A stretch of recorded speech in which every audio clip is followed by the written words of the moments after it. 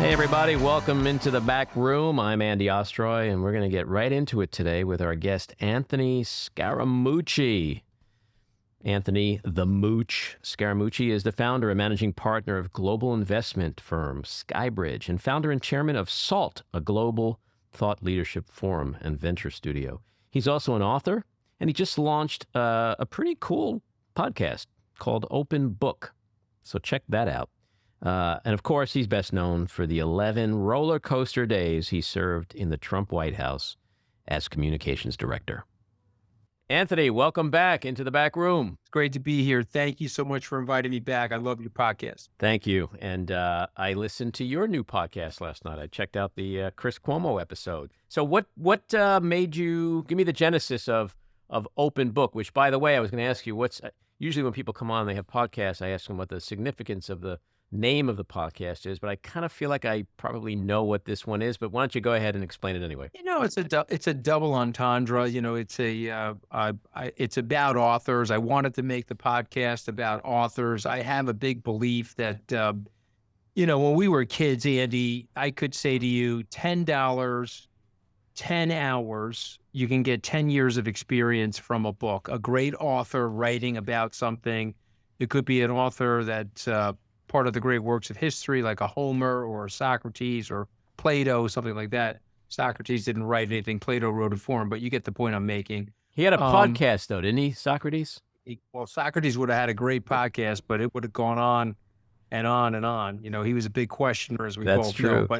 But my point is that we don't read as much as we used to. Our love affair with books has sort of waned because of the addiction to social media, our phones, streaming services, and so forth.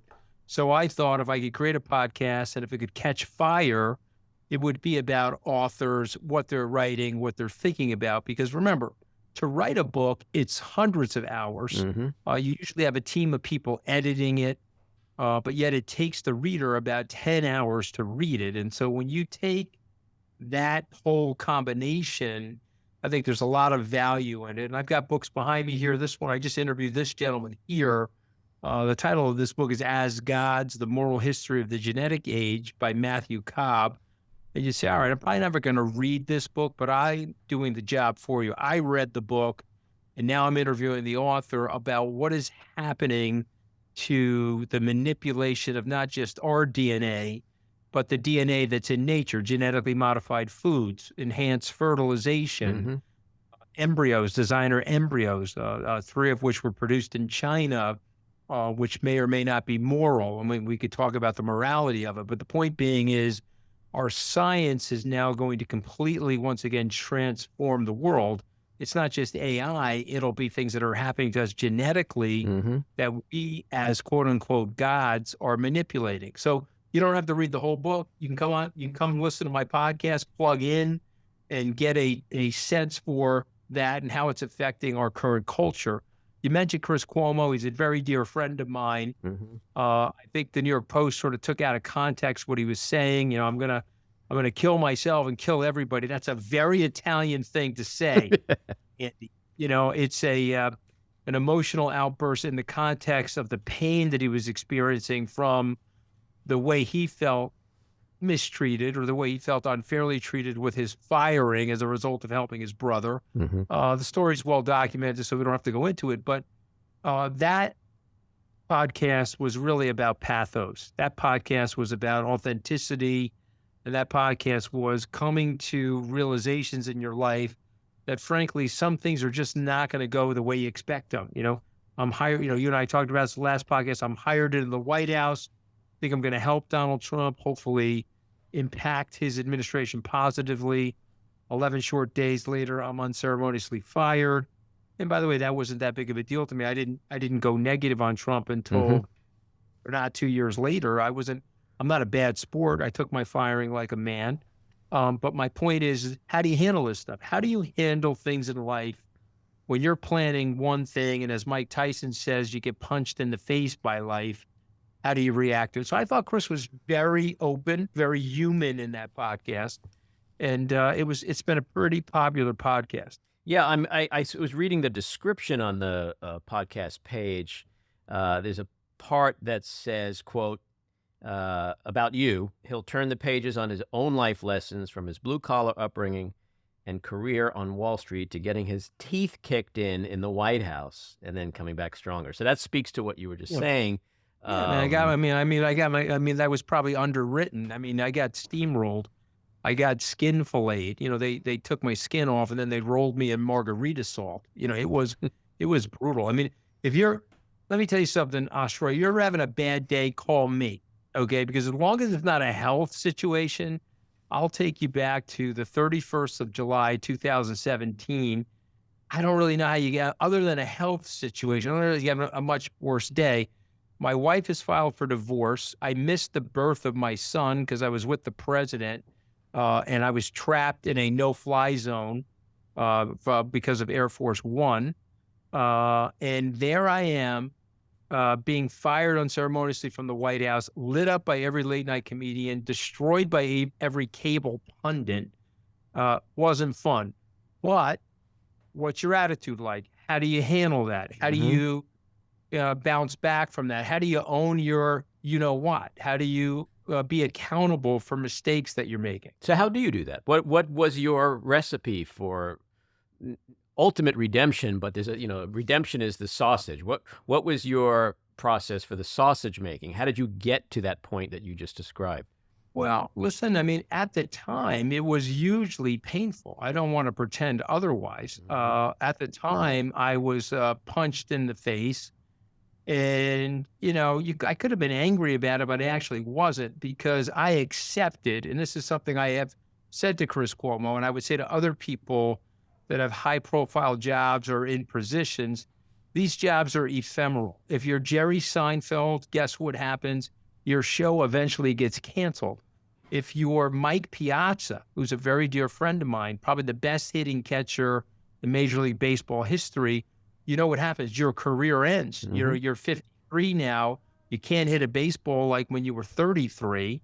And so how do you handle these things? If you go into the NFL, unless you're a punter or a kicker, you're guaranteed to get a concussion. If you go into American politics at the highest level, at the office of the presidency, you're probably going to get trashed and thrashed by someone. It could be, if you're a Republican, it could be the Democrats. It could be opposition in your own party. If you're a Democrat, it could be the Republicans. We get chewed up in politics the same way people get concussed in the NFL. And I would say it would be the same thing in a high-profile media job. Those jobs, unless you're Walter Cronkite, retiring at age 65 in 1982 after a 40-plus year run at CBS, the world's changed. And so you have to have your expectations set up. So when I got bounced, I think I had the right expectations. They're pretty healthy about it. The second thing is, despite the pain of it, I've got 5 children, and my children are watching me, and your children are watching you. And so I had to bounce. There was a very painful moment for me 7 days after I was fired, where my oldest son, he's 31 now, but he was 24, 25 at the time. We were walking on the promenade in Santa Monica. I know you probably know that shopping area there on 3rd and 4th Street. Spent enough money on that little promenade. Yeah, beautiful place. I'm walking there.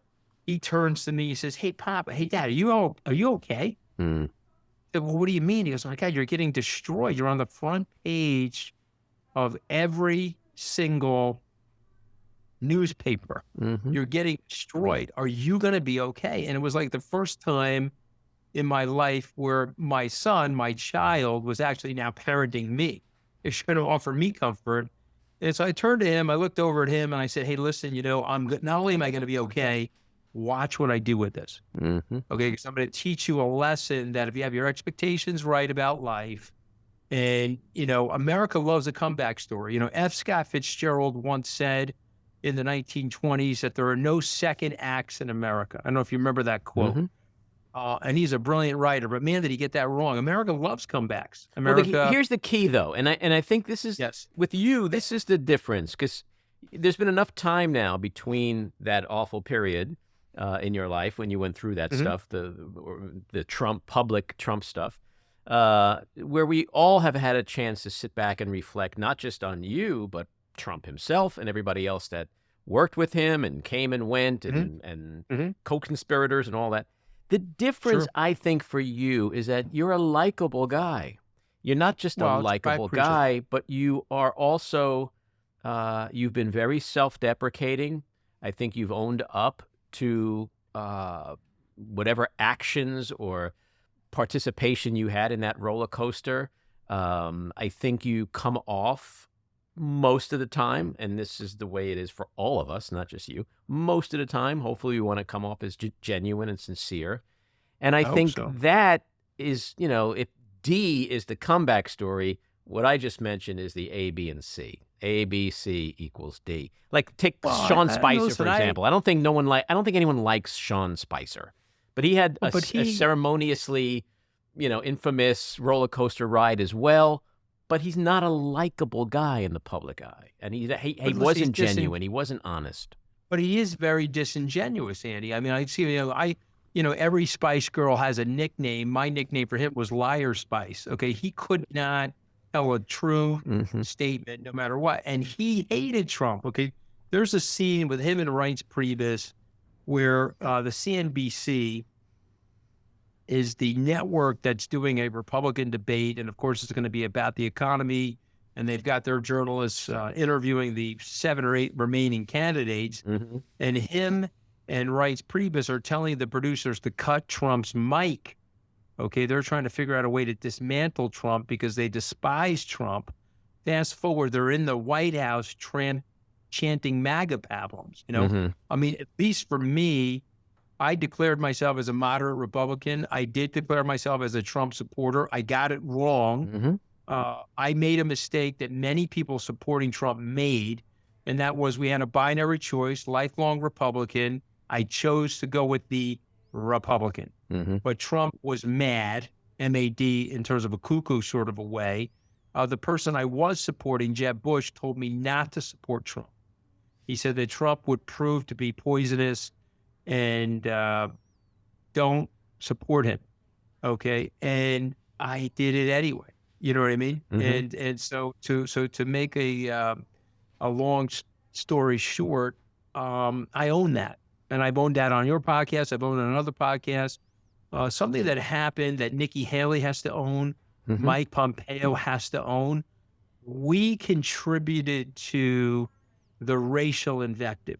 I'm not a racist, love all people, but Trump had some very racially charged, very bad rhetoric. When you're in Charlottesville during a Nazi parade and you're witnessing a death of somebody as a result of this, and then you're coming on stage as the American president saying that there are very good people on both sides, you can't do that. That was a week after I got fired. I went on George Stephanopoulos' show. He asked me my opinion. I said, you can't talk like that. You can't be that person, Yeah. Well, here's an example of and what. we contributed to that. And Mhm. Nikki has to own that. Mike has to own that. Yeah, I Mike want to Pence get I want has to get to the race in a second, but to sort of illustrate the point I was making about you, you tweeted something, I believe it was yesterday, about John Fetterman. You said, quote, "I admire Senator John Fetterman for getting help. Depression is real and affects many families. The social stigma makes it tough to come forward with it, and he is showing us the way. It's courageous, and I pray for him and his family." The difference in that is that we seem to have lost in our culture today, in this tribalism, the ability to say, wait, forget left, forget right. Depression is real. We all suffer. It's like Mhm. I've seen some horrible, nasty comments online about Fetterman. But the truth is, Mhm. if it was not Fetterman and it was Lindsey Graham, just the opposite would be. Are we so broken as a society that we can't even feel compassion and empathy? But that's the point I was making We, about you. It's like we, you we, said this about Fetterman, and the reason why you said it is because you're not just a jerk like most of these Trumpsters, and people can like. It doesn't matter that you voted for him. That was yesterday. Today you're showing yourself, and you have for the last several years, to just be a decent guy. People like decent guys. People yeah, root for decent guys, and I that's why appreciate that. you can have a comeback. I appreciate it. It's very sweet of you to say, but I do mean that. I have, unfortunately, people in my family that have been depressed. Yeah, we all have. I've had a family member that attempted suicide. I have drugs and alcoholism in my family. And so we can sweep it under the rug. We can pretend that we're callous and tough and testosterone laden and all this stuff, or we can address it and humanize it and keep people comfortable. I have a person in my family that, thank God, was cut down from a self-hanging, and the result of which life was saved. He went in for treatment, but he had a personal stigma, Andy, about his depression, because depression, unfortunately, is, for whatever reason, we feel stigmatized, or it's not socially acceptable. If I told you I'm going in for knee replacement, no problem. If I told you I have a heart condition, I need cholesterol medication, no problem. But if I tell you that there may be some chemistry inside my brain that's making me tired or making me feel poorly about Earth and life itself, then we all of a sudden have a problem. Did you deal with that when you were back in that July period where the marriage was falling apart and the firing from the White House and all that? Did you yourself go through a period of any kind of unusual situation? Yeah. I mean, listen, situationally, yes. I don't think I've ever been clinically depressed, thank God. But situational depression, sure. When loved ones have passed, I have felt depressed over that, and sadness. Of course, I'm a human being. I was situationally depressed as a result of what happened, but I shook it off pretty quickly, because what I know and what I try to tell people, life is changing. Okay. You could be in a bad moment, but what we know about life, not to get all Marcus Aurelius on you, but what he wrote in Meditations is that it's a constant changing momentum, if you will. He said that the 5-year-old version of you and the 5-year-old version of me is long gone. You may have some memory of it in your cerebellum, but it's long gone. And there's a new version of you every day as you're shedding the old version. And so when someone's going through something bad, I tell them, okay, let's sit tight. Things will get better. Let's find a path to making them better.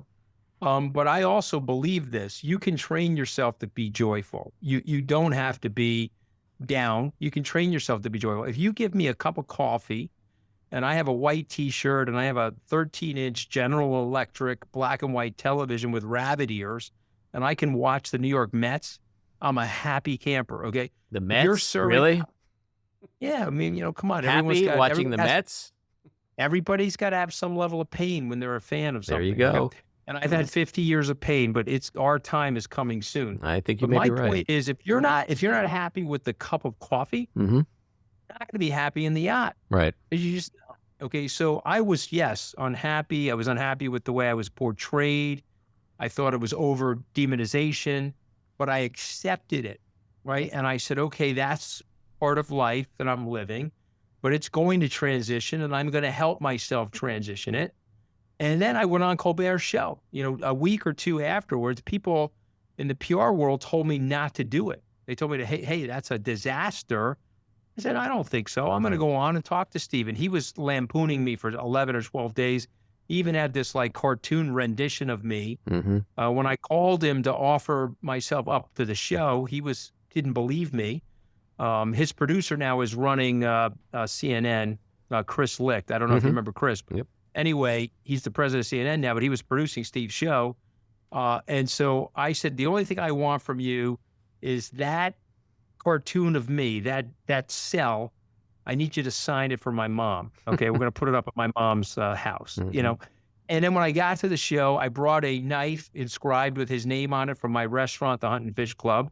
And I said, listen, I'm a front stabber, so I brought you a front stabbing knife. And then he asked me on television, he said, hey, did you think you were going to last a long time in the White House? I said, yeah, longer than a carton of milk in the refrigerator. I didn't think I was going to get blown out before the milk went bad.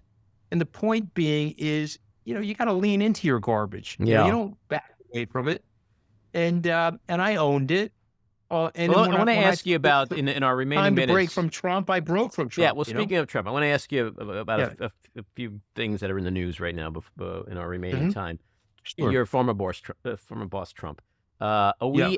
we getting? Do you think we're getting close to seeing this fucker sitting in a defendant's chair in a courtroom anytime soon? I am the wrong guy to ask this because I have been very consistent in saying no to that question. I want to be so wrong about this. Okay, I know so many different things, so many acts that he perpetrated that were wrongful, criminal, Mhm. over the top criminal, the stuff in Georgia, over the top criminal. But I think it's very hard for this country, for whatever reason, and we can have this debate. I think it's very hard for this country to put a former president in jail. Now, maybe he deserves it, but I think what happens in this country, and again, I'm just being observational. I'm not giving you my opinion. You asked me my opinion. Mhm. I want Trump indicted. I'd like him in jail. I don't think it's going to be something that happens, and I'm going to explain to you why. I think we're very nervous, and I think President Biden is very nervous. He's an old school guy.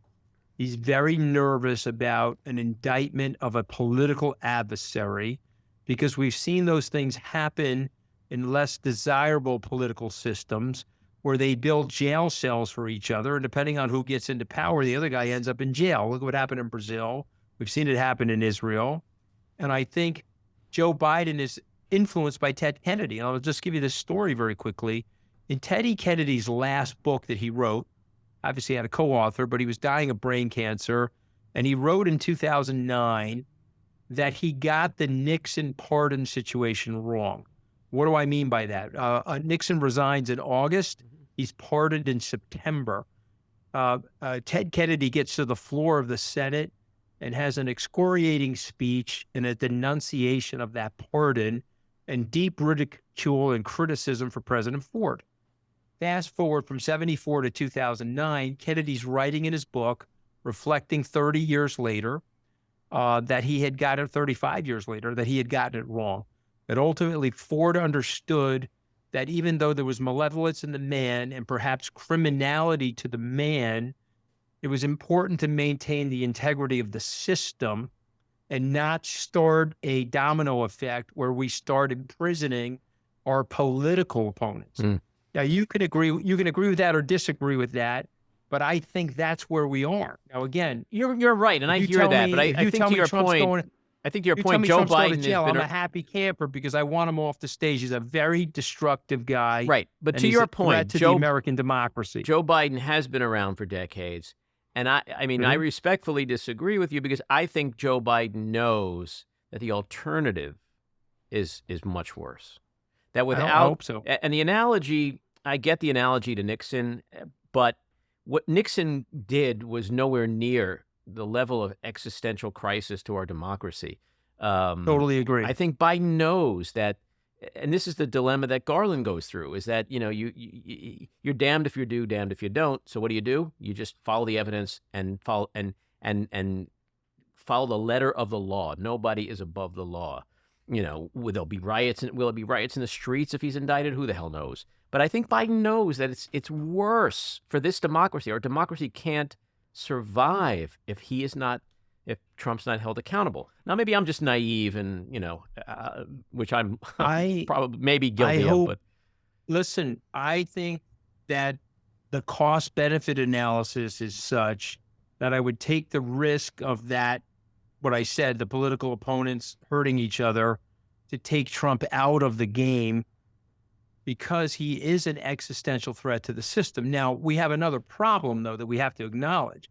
He's an existential threat to the system because there's a large group of people in our population that are disaffecting from the system. They don't buy into the system anymore.